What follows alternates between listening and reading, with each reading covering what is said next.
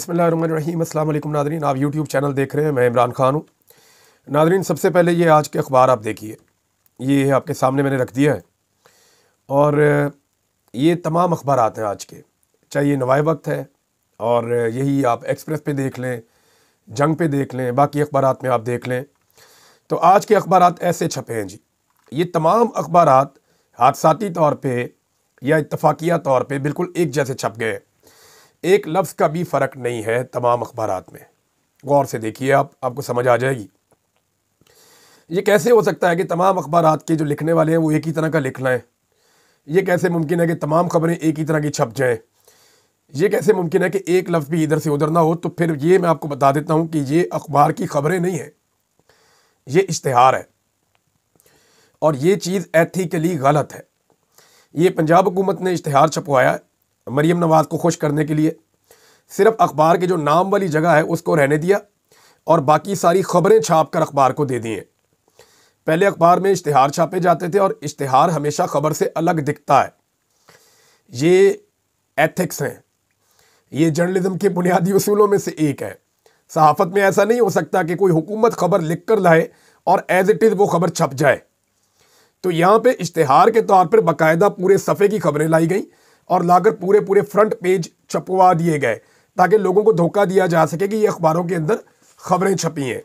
आप अंदाज़ा करें कि कैसी नौसरबाज हुकूमत है और कैसी 2 नंबर हिकमत अमली है इनकी कि पूरा अखबार ही छाप कर दे दिया, और वो भी तमाम अखबार वालों ने ये देखे बगैर कि ये एथिकली गलत है, ये देखे बगैर कि ये अच्छा नहीं लगता, बड़ी मायूब हरकत है, सिर्फ पैसा कमाने के लिए, इश्तिहारों का पैसा बटोरने के लिए मीडिया मालिकान ने, उन्हें फ़र्क ही कोई नहीं पड़ा। उन्होंने कहा ठीक है, छाप दो पूरा पूरा सफ़ा, पूरे पूरे सफ़े के इश्तिहार मिल रहे हैं, पैसा मिल रहा है, पैसा बनाओ, इससे क्या फ़र्क पड़ता है? इस मुल्क में कौन सी कोई सहाफ़त हो रही है या इस मुल्क में कौन सी कोई सहाफ़त की जिम्मेदारी अदा की जा रही है? तो ये जनाब आप देखें। अब आपको इसके अंदर एक दो चीज़ें मैं आपको और भी दिखाता हूँ। ये देखें आप, ये मरीम नवाज़ के लिए छापा गया है और आपको हैरत होगी इस बात पे कि इस एक सफ़े के ऊपर लफ्ज़ मरीम नवाज़ कितनी मरतबा लिखा गया। ज़रा आप गिनना शुरू करें ना, ये ऊपर से आप गिने तो जो पहली खबर है उसके अंदर ही 5 दफ़ा है, फिर ये दूसरी खबर, तीसरी, चौथी, 5वीं, 6ठी, 7वीं, 8वीं, 9वीं, 10वीं, ये जितनी भी खबरें हैं, 32 मरतबा लफ्ज़ मरीम नवाज़ लिखा गया, 32 टाइम्स।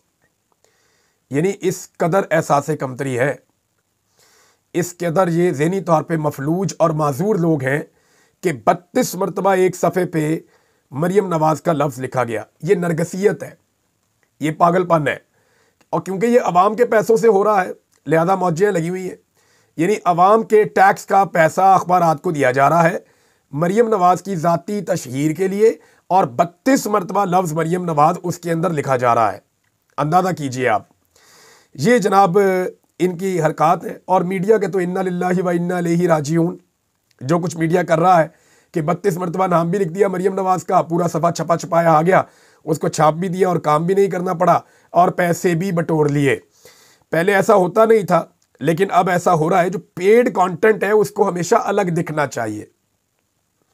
माजी में ये मैंने होते हुए देखा है, पूरी दुनिया में आप जाएं, किसी महज़िब दुनिया में आप ये अखबार का इश्तिहार दिखाएंगे तो वो सर पकड़ के बैठ जाएंगे, वो कहेंगे ये क्या हो रहा है। लेकिन क्योंकि हमारे हर शोबे में तनज़ली हो रही है, हर शोबे में, चाहे वो खेल का मैदान है, चाहे वो वजारत दाखिला है, चाहे वो वजारत खारजा है, चाहे वो वजारत ख़जाना है, चाहे वो इन्वेस्टमेंट के लिए है, चाहे वो इंडस्ट्री के लिए है, चाहे वो इंपोर्ट एक्सपोर्ट को मैनेज करने के लिए, जो कुछ भी पाकिस्तान में हो रहा है, हर चीज़ में तनज़ली आ रही है। तो सहाफ़त कैसे ऊपर रह सकती है? तो सहाफ़त में भी टका कर तनज़ली आ रही है। और ऐसा शो किया गया जैसे ये पूरा सफ़ा जो है ये बाकायदा अखबार वालों ने खुद लिखा है, मरीम नवाज़ की तारीफ़ों के पुल बांधे हुए हैं।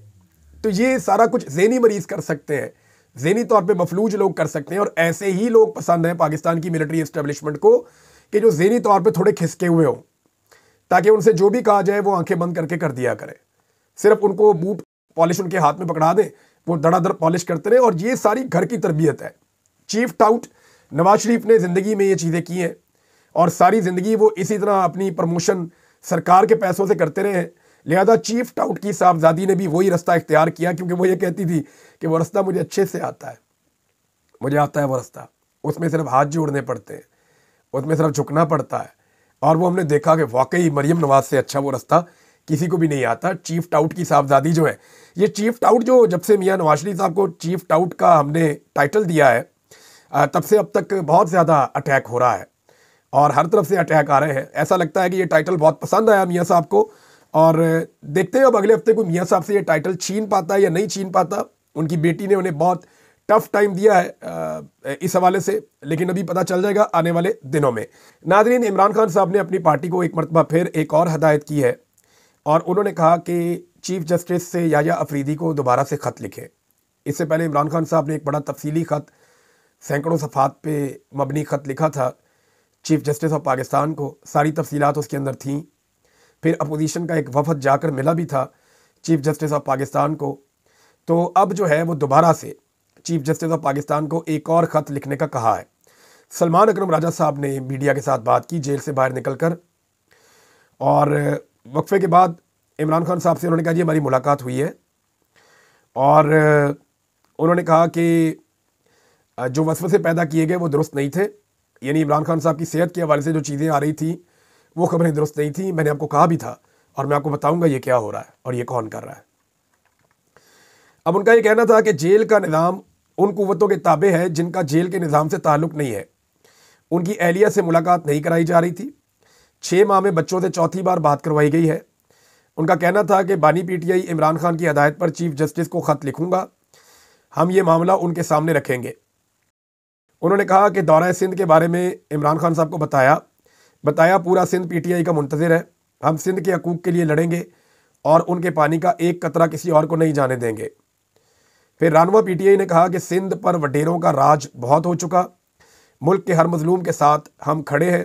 पंजाब में हर रोज़ फस्तायत का नया वाक़या सामने आता है। इमरान खान साहब की रहनुमाई में हम ये जंग लड़ेंगे और जीत कर दिखाएंगे। उन्होंने कहा जी जुनैद अकबर साहब की सदारत पर इमरान खान साहब ने एतमाद का इजहार किया है और उन्होंने हदायत की है कि जो पार्टी के साथ दूसरे ओहदों पर तैनात हैं वो पार्टी ओहदे छोड़ दें। यानी सिर्फ जिसने पार्टी का ओहदा रखना है पार्टी का ओहदा रखे, सरकारी ओहदा नहीं रख सकता। जो लोग पार्टी में रहकर लाइन क्रॉस करते हैं या पार्टी के खिलाफ बात करते हैं, उनके खिलाफ भी वो एक्शन का कहा है उन्होंने, इमरान खान साहब ने। फिर उन्होंने कहा जिन लोगों को फारिग किया गया है, ये मरवत साहब के हवाले से बयान है, उन्हें ठोस वजूहात पर फारिग किया गया है। क्रिकेट पर इमरान खान साहब बड़े अफसरदा हैं। जो मैच हुआ पाकिस्तान जिस तरह इंडिया से हारा, जिस तरह पाकिस्तान अपना पहला मैच भी हारा, तो इस पर तो इमरान खान साहब की बहन अलीमा खान साहबा ने बाहर आकर बताया कि इमरान खान साहब बहुत गुस्से में थे और उन्होंने सारा नज़ला गिराया है मोहसिन नकवी पे कि ये मोहसिन नकवी ने ज़्यादती की है। ये ओहदे लेने का शौक़ जो है, ये टेक्निकल गेम है क्रिकेट, और इसको टेक्निकली आपने बेहतर करना होता है, और इस खेल को किसी और तरह डील किया जा रहा है, शौक़ पूरे किए जा रहे हैं, तो फिर इसका नतीजा यही निकलना था जो निकल रहा है। कौम का पसंदीदा खेल है उसको तबाह कर दिया गया है। फिर इमरान खान साहब ने जो हाई कोर्ट बार एसोसिएशन के जो इंतखाबात हुए उसमें जो पाकिस्तान तहरीक इंसाफ के हमायत याफ्ता उम्मीदवार जीते हैं, उस पर इमरान खान साहब ने खुशी का इजहार किया है। सलमान अकरम राजा ने कहा कि जिन लोगों ने पार्टी हदायत के ख़िलाफ़ वोट दिया उनके लिए कोई सॉफ्ट कॉर्नर नहीं होगा, उनके खिलाफ कार्रवाई होगी, और जो कुछ भी पार्टी की हदायत के ख़िलाफ़ करेगा उसे खमियाजा भुगतना पड़ेगा।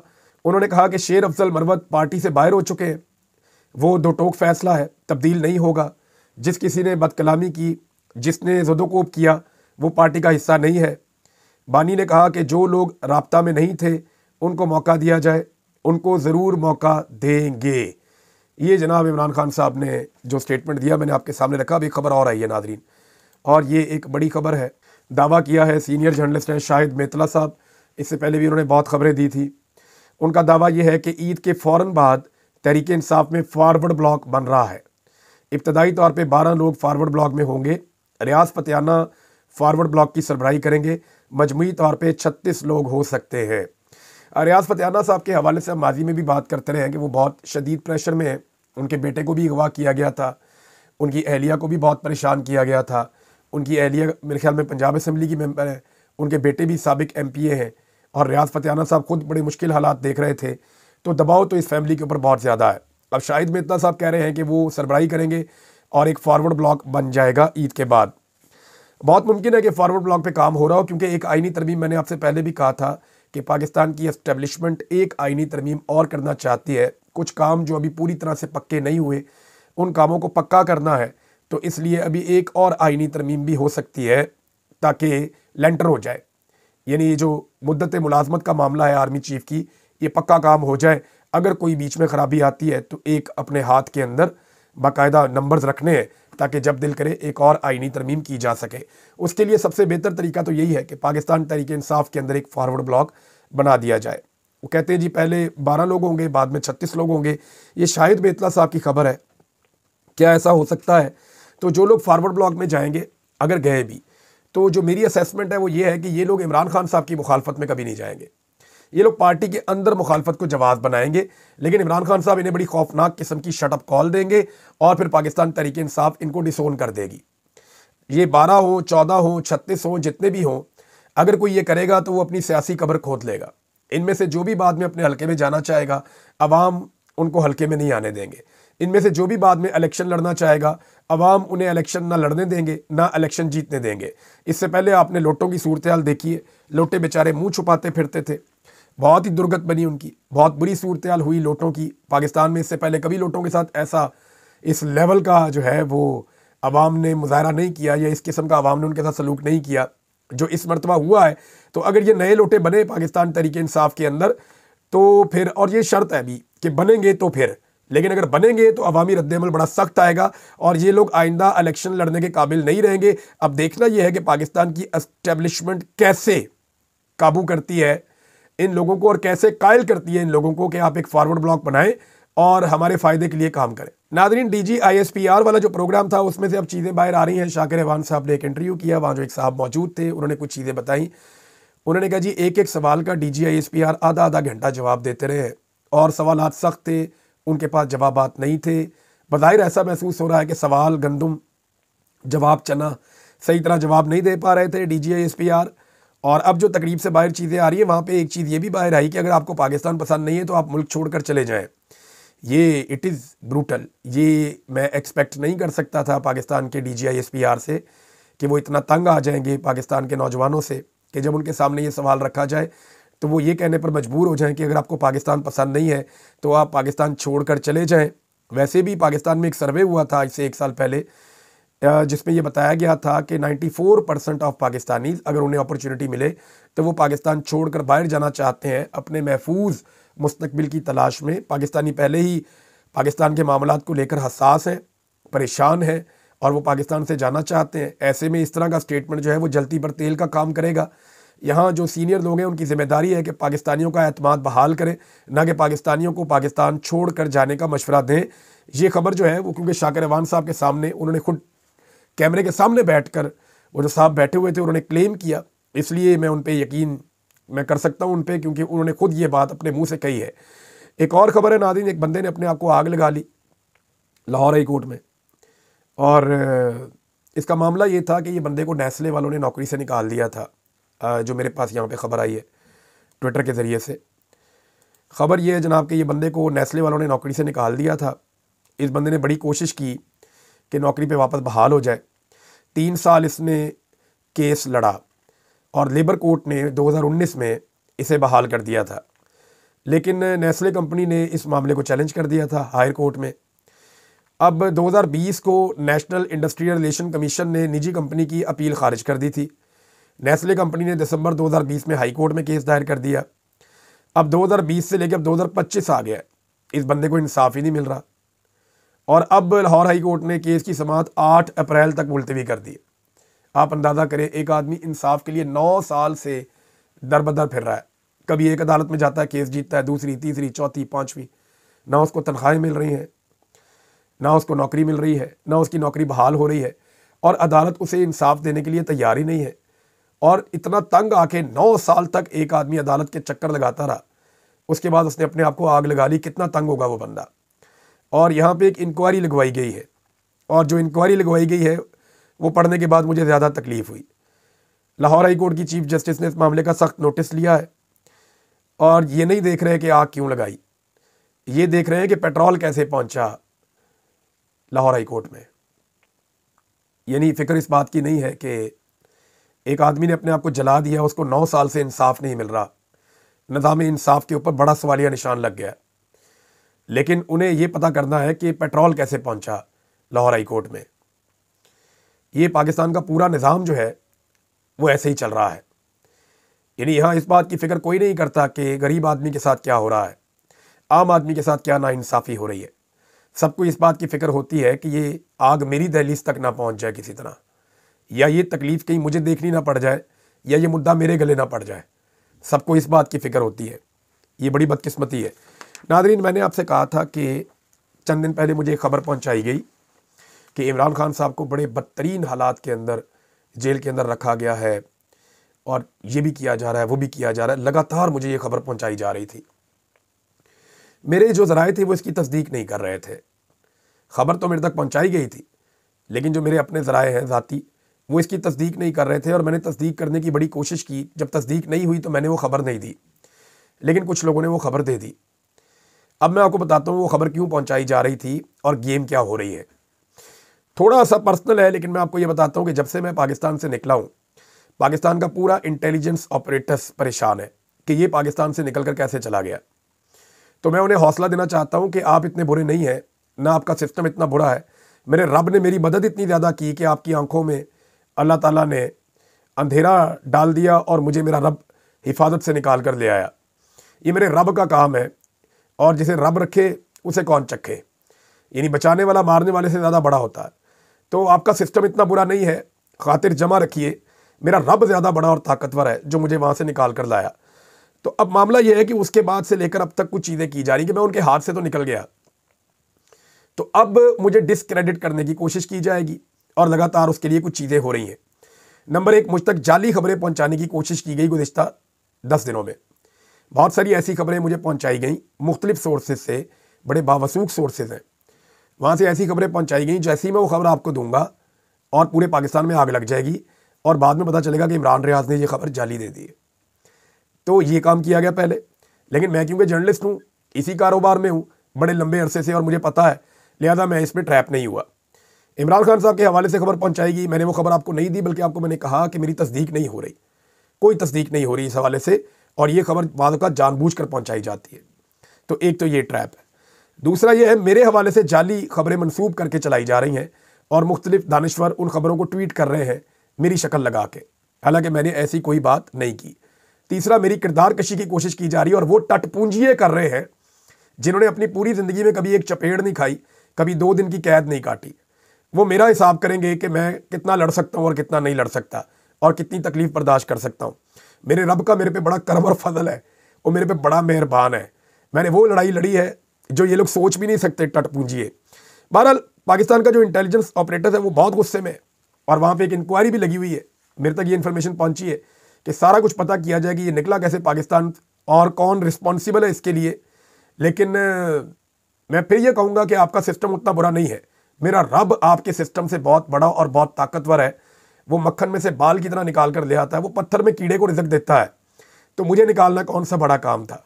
तो बचाने वाला बहुत बड़ा होता है, वो मुझे बचाकर निकाल कर लेकर आया। नाज़रीन, अमेरिका के हवाले से खबरें आती रहती थी कि अमेरिका में जो बाइडन इंतज़ामिया के तब्दील होने के बाद जब ट्रंप इंतज़ामिया आएगी तो चीज़ें बदल जाएंगी, लेकिन बज़ाहिर ऐसा दिखाई नहीं दे रहा।